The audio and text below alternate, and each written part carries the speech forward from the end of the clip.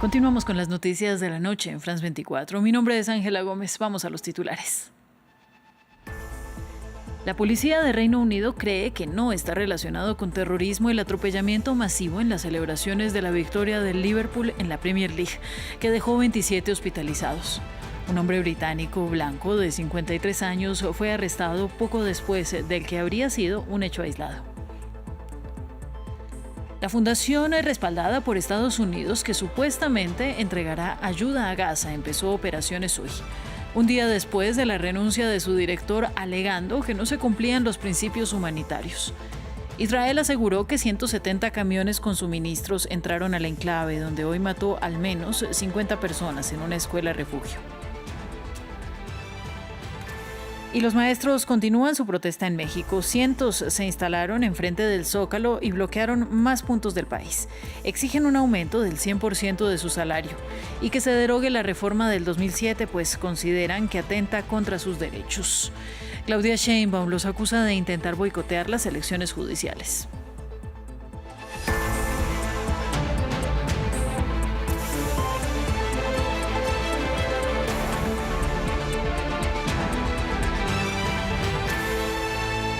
Comenzamos este informativo en Reino Unido. La policía allí declaró que no estaba considerando como hecho terrorista el atropellamiento masivo en Liverpool durante las celebraciones por la victoria de la Premier League.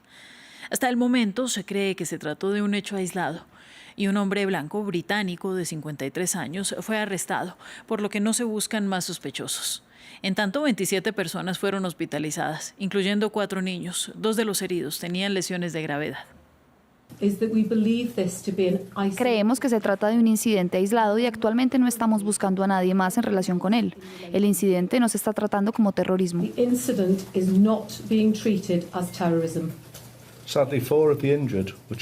Lamentablemente, 4 de los heridos eran niños que disfrutaban del día con sus amigos y familiares. Podemos confirmar que nuestros equipos atendieron a 20 pacientes en el lugar por lesiones leves, que no requirieron hospitalización. Un total de 27 pacientes fueron trasladados al hospital en ambulancia y creemos que 2 de ellos, incluido uno de los niños, sufrieron lesiones graves. En noticias de la guerra en la Franja de Gaza, la fundación respaldada por Estados Unidos, encargada de suministrar ayuda a Gaza, anunció que hoy comenzó a operar, entregando camiones cargados de alimentos a los puntos de distribución designados, un día después de la renuncia de su director, quien alegó que no se estaban cumpliendo los principios humanitarios. Por su parte, Israel aseguró que permitió el ingreso de 170 camiones y que cada día ingresarán más. Mientras tanto, los gazatíes siguieron sufriendo los ataques del gobierno de Benjamín Netanyahu, quien este lunes efectuó los lanzamientos que mataron al menos a 50 palestinos en un edificio escolar convertido en refugio. La mayoría de muertes son mujeres y niñas y niños. En el campo diplomático, un funcionario palestino afirmó que Hamás había aceptado una propuesta estadounidense de tregua y la liberación de 10 rehenes israelíes. Pero Washington y Tel Aviv negaron la información. Veamos cómo opera la Fundación de Ayuda criticada por la ONU.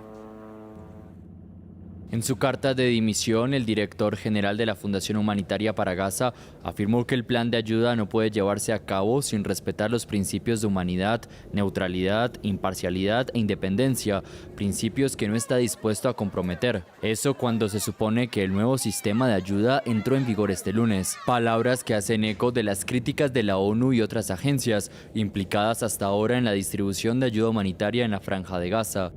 El medio israelí Haaretz informó de que la fundación respaldada por Estados Unidos se encargará de la distribución a través de solo 3 centros inicialmente, en los campos de refugiados centrales y la zona de Al-Mawasi en el sur. Otro centro se abrirá en la ciudad de Gaza en una fecha posterior.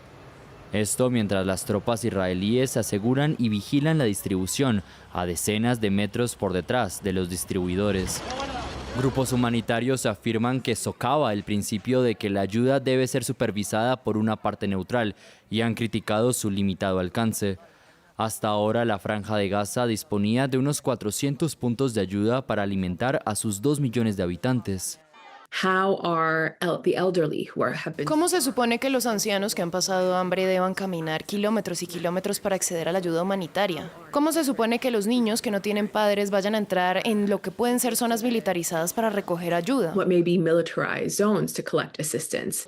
Los puntos de distribución examinarán a las familias para ver si están implicadas con militantes de Hamás, posiblemente utilizando tecnología de reconocimiento facial, un intento de aislar al grupo de la población general. El actual plan humanitario de la Fundación Humanitaria para Gaza parece ser un esfuerzo por alimentar lo justo a los civiles gazatíes, de modo que la hambruna se dirija después con mayor presión a Hamás y sus operativos. A pesar de las afirmaciones de la administración estadounidense, el proyecto es una creación israelí y ha estado en marcha desde el comienzo de la guerra. No está claro quién financia la fundación, que ha contratado a empresas privadas con historias y patrocinadores cuestionables, como el personal de la antigua CIA, Blackwater y personal militar estadounidense, con protección del ejército israelí. También quedan preguntas sobre si estos contratistas armados, que serán los distribuidores de la ayuda, operarán bajo las reglas de enfrentamiento de Israel o bajo las suyas propias. Continuamos. El presidente de Estados Unidos, Donald Trump, anunció que está considerando tomar $3.000 millones de las subvenciones previamente otorgadas a la Universidad de Harvard para investigaciones científicas y de ingeniería y ahora otorgarlas a escuelas de oficios. Hace menos de una semana, el mandatario intentó impedir que la Universidad de la Ivy League matriculara a estudiantes extranjeros antes de recibir el bloqueo de una jueza. El republicano ha insistido en que Harvard permite el antisemitismo y que contrata a demócratas idiotas de la izquierda radical y cerebros de pájaro como profesores. Vamos al análisis y para ello conectamos con Óscar Escobar. Él es estudiante de maestría de Administración Pública en la Escuela de Gobierno John F. Kennedy de Harvard y además integrante de la Asociación de Estudiantes Colombianos en Harvard. Muchas gracias, Óscar, por estar en Contexto Global. Un saludo muy especial. Muchas gracias a ustedes por la invitación.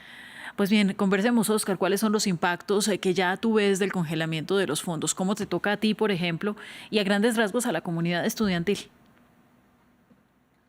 Bueno, yo creo que es muy importante resaltar que los recursos federales que tiene la universidad son para investigación científica, son para la cura del cáncer, son para muchísimas enfermedades. Así que donde más se han sentido estos recortes es en la Escuela de Medicina y en la Escuela de Salud Pública.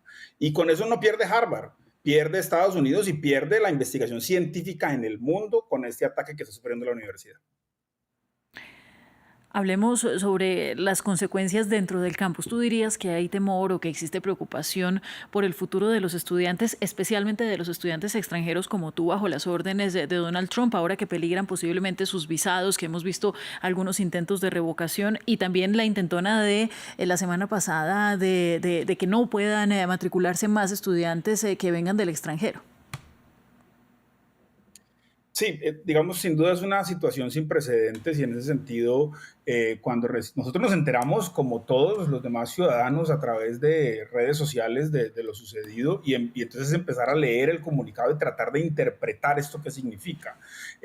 Por supuesto, incluso estudiantes internacionales que estaban regresando al país el jueves pasado fueron detenidos por más de 3 horas, interrogados, les quitaron el celular, al final les permitieron ingresar, pero con mucha incertidumbre. Ya a partir del viernes, en el que un juez falla esta medida cautelar a favor de la universidad, hay un poco más de tranquilidad, pero eso va hasta este próximo jueves, que hay una nueva audiencia. Entonces, sin duda, pues justo esta semana tenemos grados en la universidad, justo el jueves, mientras vamos a estar en los grados, seguramente se estará decidiendo en una corte cómo continúa esta lucha. Para quienes ya nos graduamos, pues no es tan grave, pero los estudiantes que acaban de ser admitidos o que les falta un año más de estudios pueden estar prácticamente en el limbo. Bueno, ¿qué es lo que tú opinas sobre las acusaciones del gobierno de antisemitismo y de una supuesta izquierda radical en el campus y en el profesorado de Harvard? Yo creo que el tema del antisemitismo y de igual forma del sentimiento antiislámico que hay en Estados Unidos y en la universidad es sin duda preocupante, y sobre eso la universidad el mes pasado publicó unos reportes bastante completos sobre ese tema y una serie de acciones que se han venido tomando. Pero lo que no se puede confundir es que cualquiera que piense diferente al presidente Donald Trump o cualquiera que piense y critique las acciones como el genocidio que está cometiendo Israel en Gaza, entonces ahora quiere decir que es una persona de izquierda radical o que odia a Estados Unidos o que debe ser deportada por sus ideas. Las universidades son espacios para el debate, para el intercambio de ideas, y si eso no se puede dar, pues muere la universidad y pierde un país como este. Bueno, yo quisiera saber cómo es tu caso particular, cuánto tiempo te falta de tus estudios, cuáles son los planes que tienes o el plan B que tendrías que estar diseñando ahora ante las medidas que ha mostrado la Casa Blanca en las últimas semanas. Bueno, afortunadamente yo vine a hacer una maestría solo de un año, que la acabo de terminar, y entonces me gradúo este jueves. Y mis planes son volver a Colombia a trabajar en Colombia.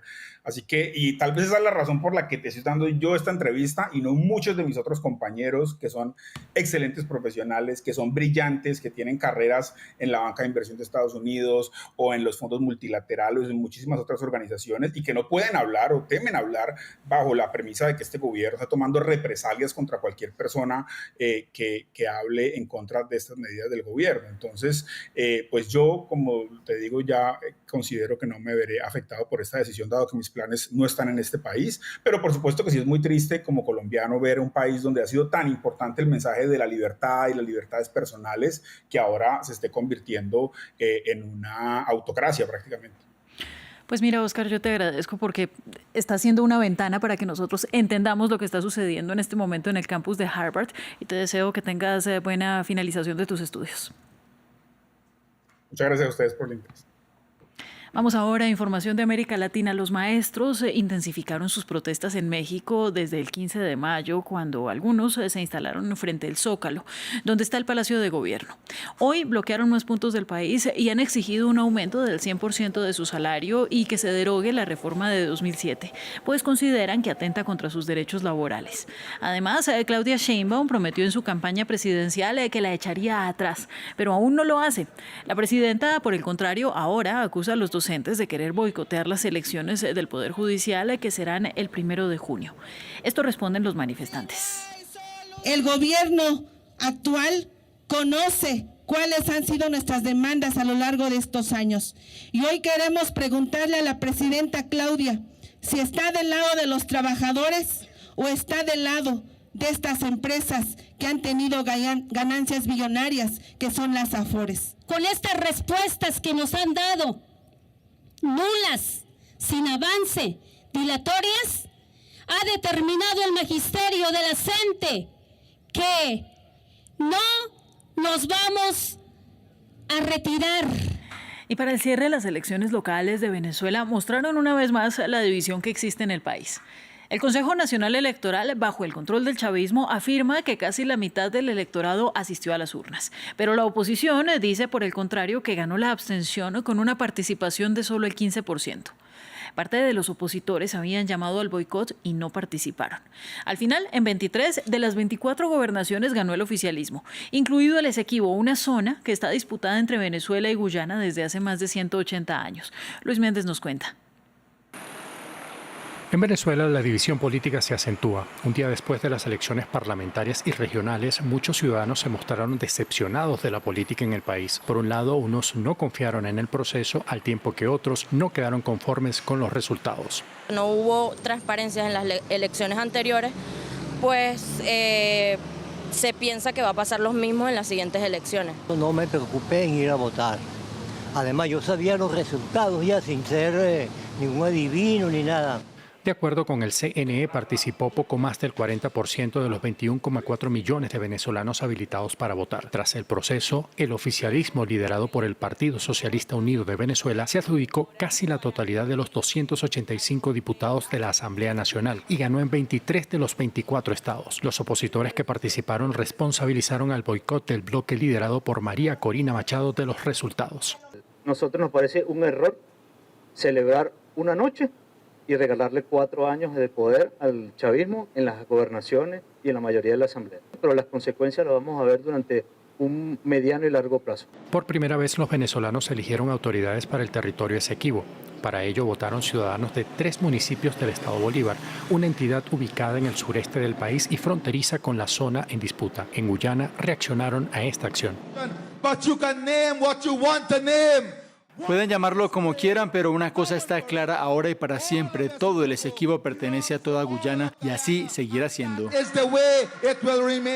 El territorio Esequibo es una zona de unos 160.000 kilómetros cuadrados que Venezuela le disputa a Guyana, que tiene su control administrativo. La Corte Internacional de Justicia trabaja sobre una solución al caso, pero ya había advertido a Venezuela que no realice elecciones en la referida zona. Fin del informativo, gracias por vernos y buenas noches.